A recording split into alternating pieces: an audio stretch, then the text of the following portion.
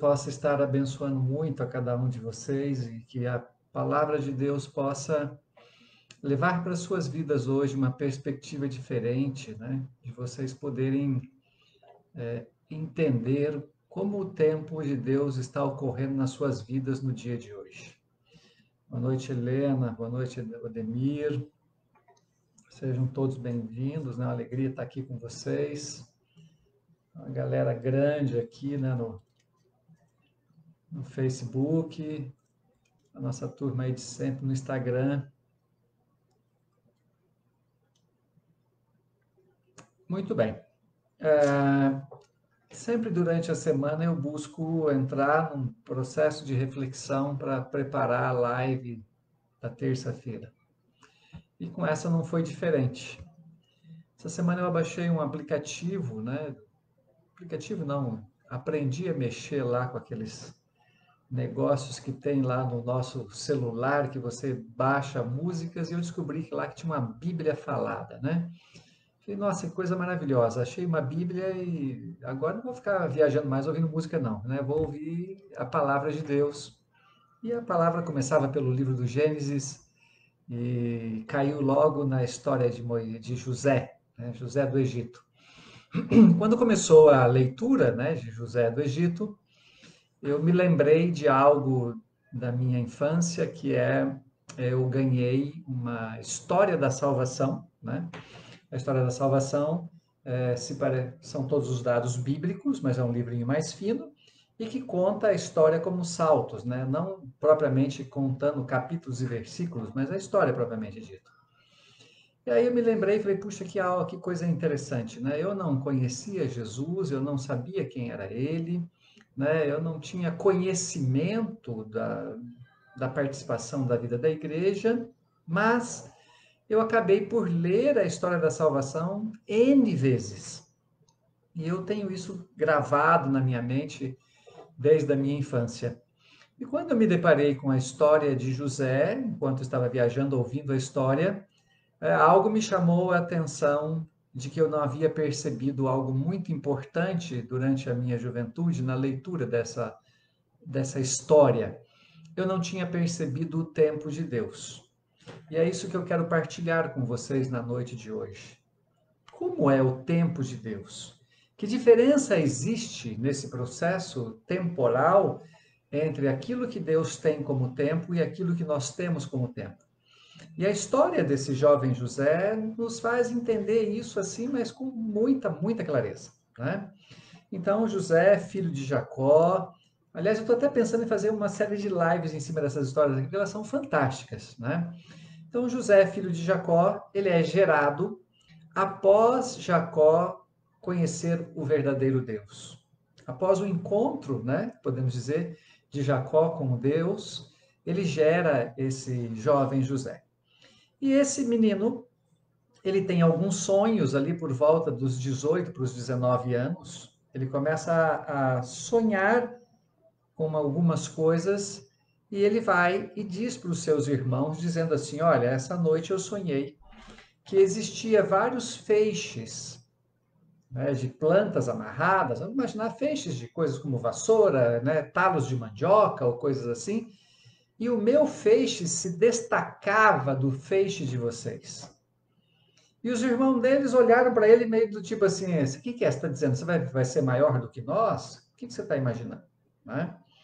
E ele volta a ter um segundo sonho, né, dizendo para os irmãos dele que ele ainda sonhou com o sol e a lua, né, e as estrelas se prostravam diante dele. Aí nessa até o pai ficou meio que, se você está dizendo o quê? Que eu, sua mãe e seus irmãos seremos submissos a você? E o jovem se silenciou. Aqui nos dá uma lição fabulosa. Você já deve ter ouvido assim que não conte os teus projetos para os outros, que eles podem se estragar. Talvez foi o erro que esse menino cometeu, mas ele precisava cometer para ele poder entender a história de Deus na vida dele, né? Ou seja, ele não guardou os projetos de Deus para ele, ele foi partilhar, e nesse partilhar os projetos, ele provocou a ira dos seus irmãos. Bom, os seus irmãos ficaram com raivas, enfurecidos, e acontece que eles saem para poder cuidar das ovelhas, e quando saem para cuidar das ovelhas, Jacó diz para José: vá até teus irmãos levar para eles o alimento do dia. Quando eles veem o seu irmão vindo distante, eles começam a tramar entre eles o seguinte: esse menino vai querer mandar em nós. Pelas revelações que ele está falando, ele está achando que ele pode mais do que nós. Vamos dar o fim nesse moleque, vamos acabar com ele. Aí os seus irmãos pegam ele e jogam ele dentro de uma cisterna que estava vazia.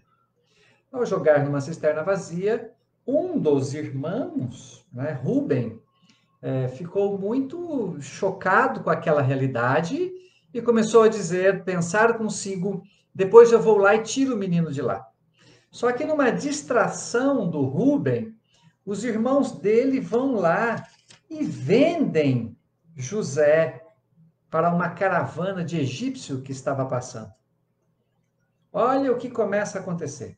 Um jovem com 18 anos, que escuta os planos de Deus para a sua vida, entende os planos de Deus para a sua vida e deve ter sonhado assim: puxa, Deus vai realizar coisas maravilhosas na minha vida, eu vou ser um grande homem, eu vou ser algo assim que vai encantar essa sociedade, e de repente se vê jogado dentro de uma cisterna, sendo vendido, né, como escravo.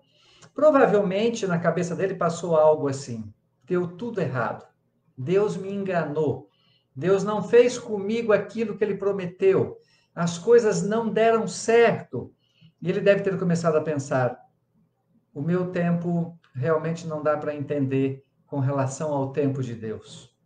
E aí a história começa a acontecer, e começa a acontecer coisas alegres e, ao mesmo tempo, simultaneamente, coisas muito tristes.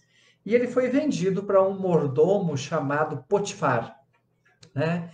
E Potifar, ele começou a servir na casa de Potifar, e provavelmente passava pela cabeça dele, né? Mas como que Deus me revela algo que eu vou ser grandioso e estou vivendo aqui sendo mordomo numa casa? Aí, sendo mordomo nessa casa, a mulher de Potifar se encanta com ele e tenta seduzi-lo a qualquer custo. Numa dessas tentativas, ela agarra ele e ele, para escapar dessa sedução, foge sem roupa e ela fica com a roupa dele na mão. E aí o que ela faz? Ela diz para o esposo o seguinte: olha, o seu mordomo José tentou me atacar. Tanto é verdade que tive que tramar em luta com ele, acabei ficando com a roupa dele e ele fugiu. Aí imagine o que deve ter passado de novo pela cabeça desse jovem. Já devia estar lá pela casa dos seus 22 anos. Não é possível. Qual é o tempo de Deus e qual é o tempo meu? Porque no meu tempo está dando tudo errado, nada daquilo que foi prometido está sendo cumprido, nada está acontecendo daquilo que eu esperava. Talvez isso pode estar acontecendo conosco hoje, não pode? Alguém diz para você: você nasceu para crescer e ser um grande homem, uma grande mulher, e aí você olha para a história e diz: puxa, mas a história está matando as pessoas. O vírus está limpando parte da humanidade. Será que eu vou ficar? Será que eu vou continuar? Eu estava indo tão bem e agora tive problemas.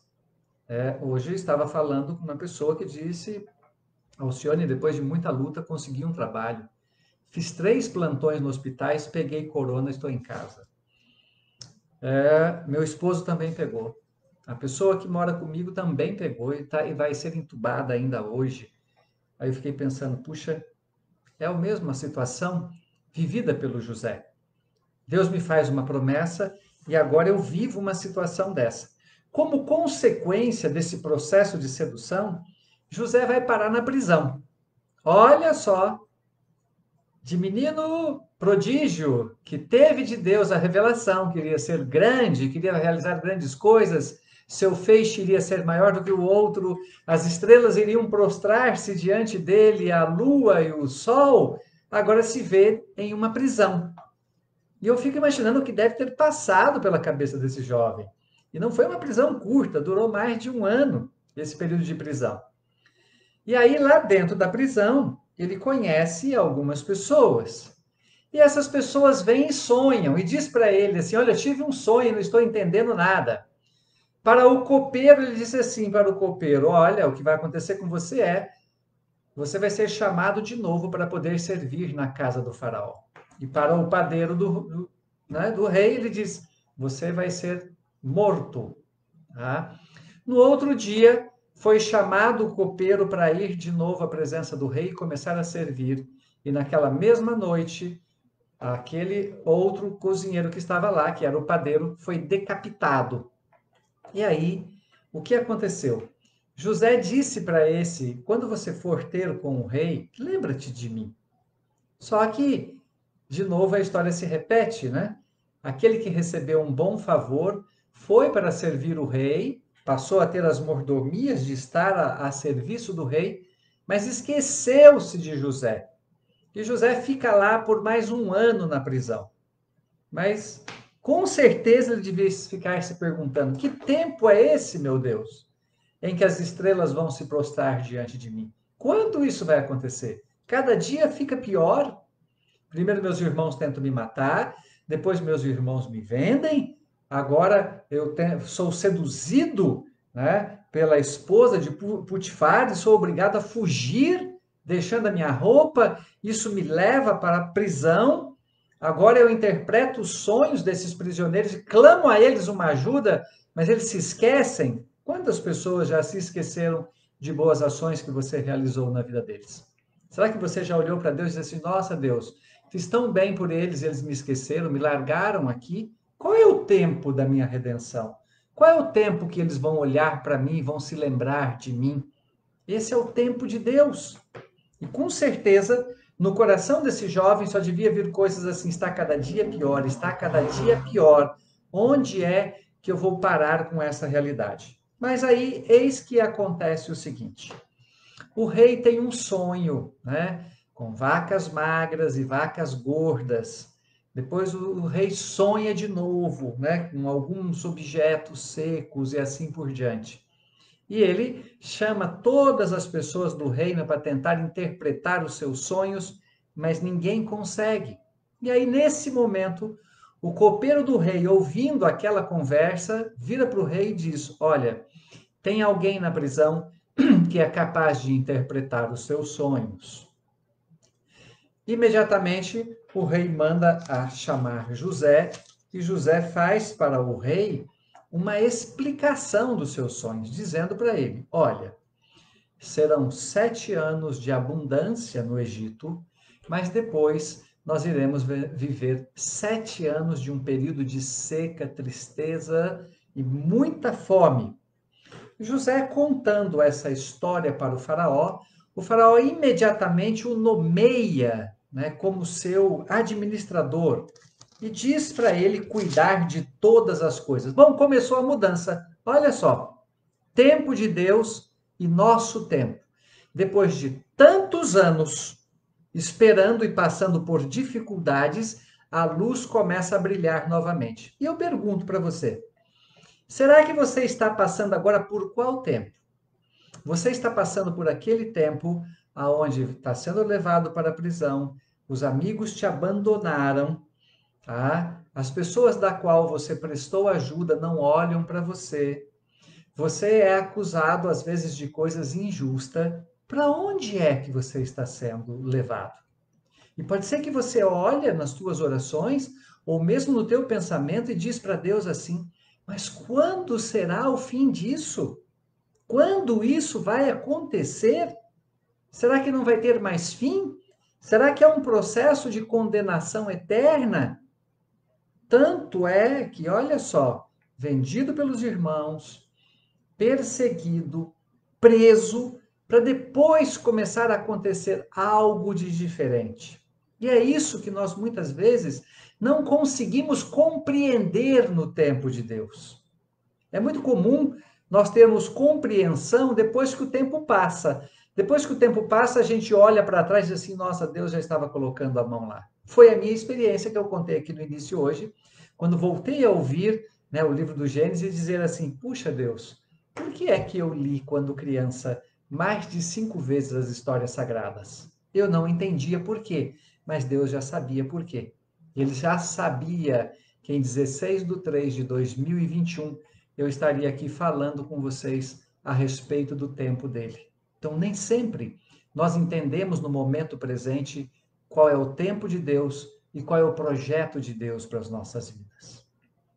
Por isso, nesse momento, nós devemos estar nos questionando. Esse é o tempo de Deus? Vivendo essa pandemia que nós estamos vivendo, é o tempo de Deus? Com absoluta certeza. Tudo está nas mãos de Deus. Nem o bem, nem o mal escapa das mãos de Deus. Tudo está lá. E sabemos lá quantos projetos estão por trás de tudo isso, e Deus está administrando todas essas coisas para que nós possamos viver de maneira diferente e podermos viver de maneira nova. Olha o que vai acontecer. Aí a fome vem, né? José assume o comando, coloca lá uma administração de alto padrão, né? Tudo que nós estamos rezando nesse momento, não é isso? Para termos um ministro de alto padrão que nos ajude na questão da saúde, e estamos tendo muita dificuldade com relação a isso. O Egito sofreu com o mesmo tempo, mas Deus deu para eles um José. Então, que Deus dê para nós também um José na saúde pública, que possa olhar para o bem do seu povo. Que Deus dê para nós também um José na nossa prefeitura, no nosso governo do estado, na nossa administração nacional, que possa olhar para a vida do povo e cuidar do seu povo. E foi isso que José fez. Durante 7 anos de graça, ele juntou, guardou nos celeiros. E aí, quando vieram os 7 anos de seca, ele tinha com que sobreviver. E o Egito virou-se referência no mundo, porque todo mundo daquele tempo ia para lá para poder comprar mercadorias. E lá, um belo dia, chega lá para comprar mercadorias os seus irmãos. E José os reconhece. E aí ele começa com eles uma experiência de poder mostrar para eles quem ele era. Ele faz primeiro, manda os irmãos de volta para a terra e coloca dentro da cesta dos irmãos o mesmo dinheiro que eles haviam pago. No meio do caminho, quando eles vão olhar, o dinheiro está lá, eles se assustam e eles vão lá e pegam e tragam um de volta. José chama eles à presença dele.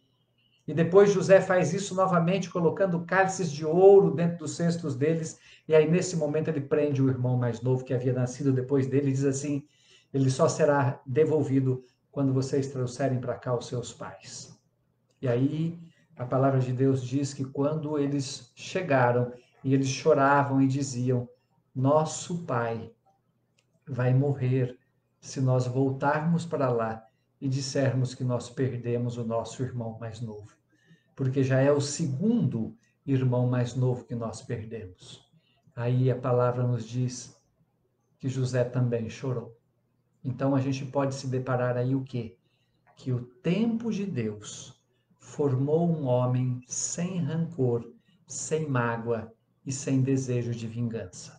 Um homem que sabe interpretar o tempo de Deus para a sua vida, não armazena ódio, não armazena desejo de vingança, não armazena desejo de poder. Ele utiliza tudo aquilo que Deus realizou na sua vida para fazer o bem às pessoas. Que maravilhoso seria se nossos administradores atuais tivessem essa visão. Que bênção de Deus seria se nossos administradores enxergassem o tempo de Deus nas suas vidas e agissem como José do Egito. Mas olhar para a vida dos outros é fácil, né? Nós estamos aqui para olhar para as nossas vidas. Que bom se cada um de nós que estamos aqui hoje, conectados no Facebook e no Instagram, olhássemos para as nossas vidas, não guardássemos mágoas, não guardássemos revolta, não guardássemos tristezas do tempo que passou e do tempo que nós estamos vivendo e apenas tivéssemos o olhar fixo naquilo que Deus nos reserva para o nosso futuro. Que maravilhoso isso seria. Por quê?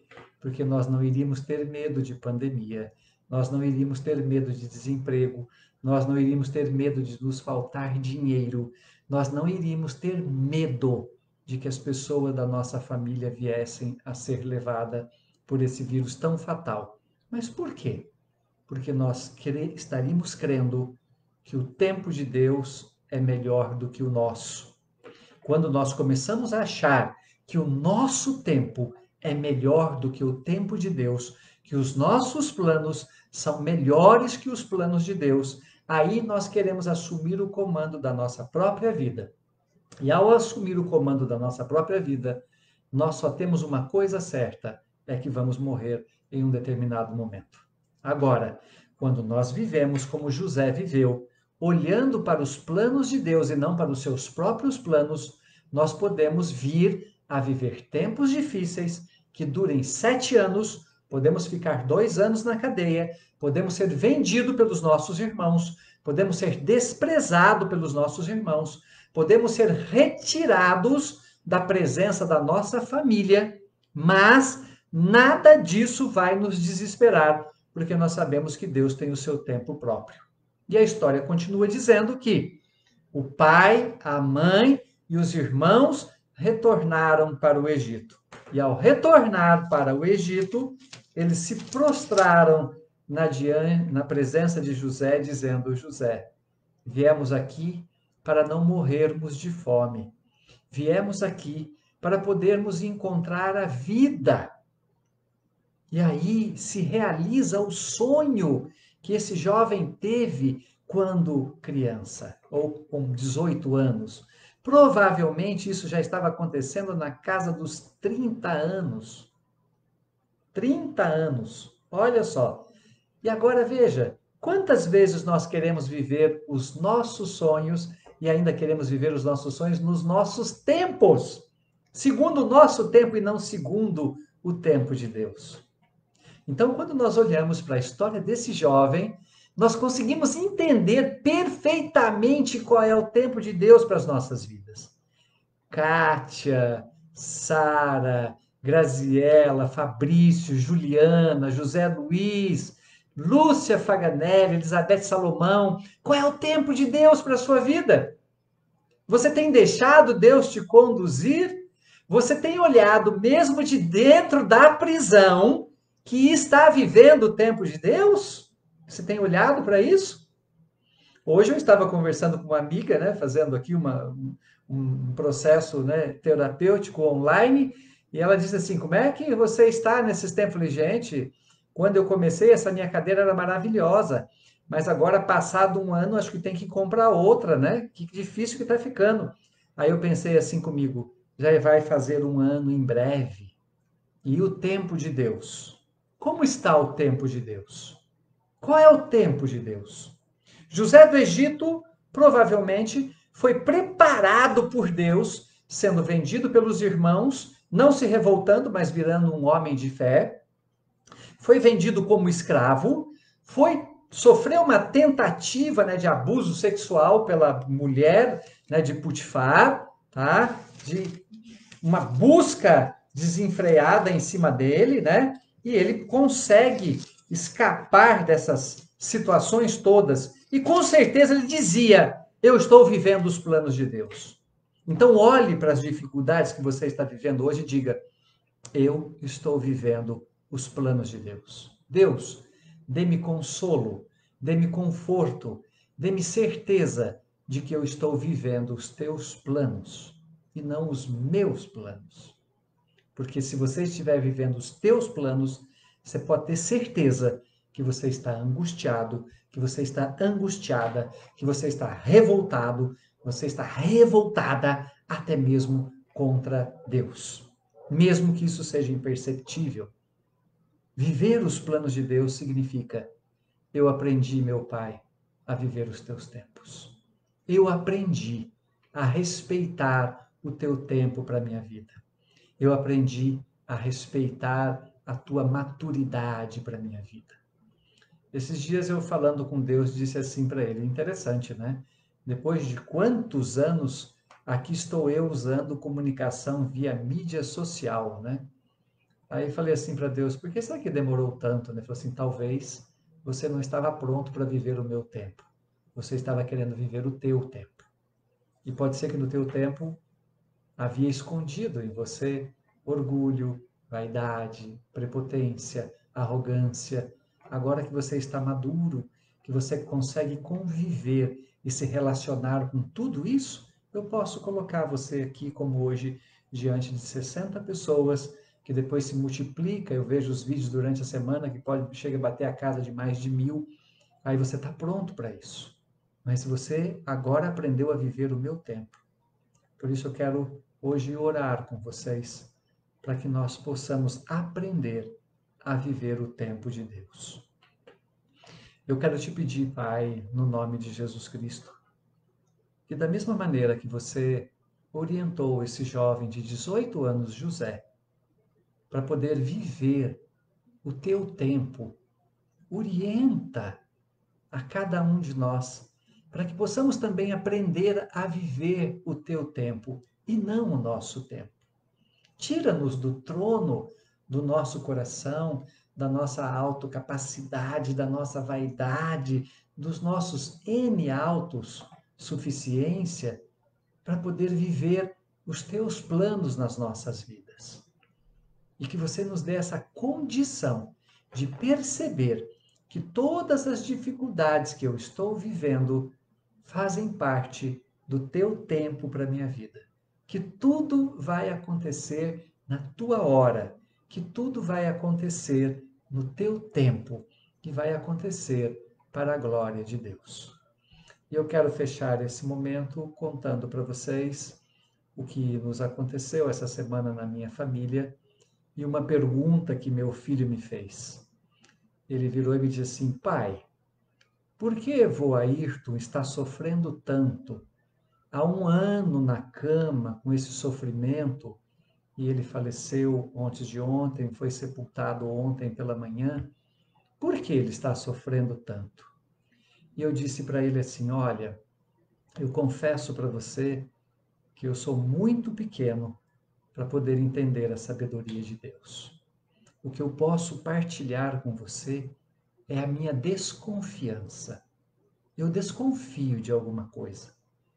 E eu disse assim para ele: eu desconfio o seguinte, que ele foi um homem íntegro, um homem que rezou a vida toda, que rezava terço todo dia, que nunca perdia uma missa ao domingo, que não deixava de ir à igreja para poder cantar, que se dedicou ao apostolado mariano, que se dedicou ao apostolado vicentino. Eu disse para ele: eu só acredito em algo, que esse tempo de Deus é para ele poder estar pronto para não ficar no purgatório e viver na presença de Deus. Porque um dia para Deus é como 1000. Um dia para nós é como se fosse 1000. Então nós não temos muita noção desse tempo. Então a gente olha um ano, se formos transformar este um ano nos 1000 de Deus, provavelmente é como se estivesse dizendo assim: ele está ganhando o direito de ir para a eternidade por milhares de anos. Esses milhares é como se nós estivéssemos falando do infinito. Então, que ele esteja na glória de Deus e que vocês também, assim como eu, possam viver esse momento na certeza de que nós estamos vivendo o tempo de Deus. Que Deus os abençoe imensamente. Derrame sobre cada um de vocês muitas bênçãos, muitas graças. E na semana que vem nós vamos nos encontrar de novo. Eu vou partilhar com vocês um pouco antes da vida do Jacó, né, que foi quem gerou esse jovem José maravilhoso, para que a gente possa continuar mergulhando na palavra de Deus e tirando de lá grandes ensinamentos para as nossas vidas. Gilberto, um abraço para vocês aí em São Paulo, né? Liette, Deus te abençoe, te cure imensamente. Viva o tempo de Deus. Tum, tempo de Deus para sua vida. Eliane, tempo para você, né? Lucas Bajo, né? O Manfio que está aqui nos acompanhando, tá? Que Deus os abençoe imensamente e derrame graça sobre a vida de vocês. Uma boa noite, tenha uma semana maravilhosa vivendo os tempos do Criador. Um grande abraço. Fique com Deus.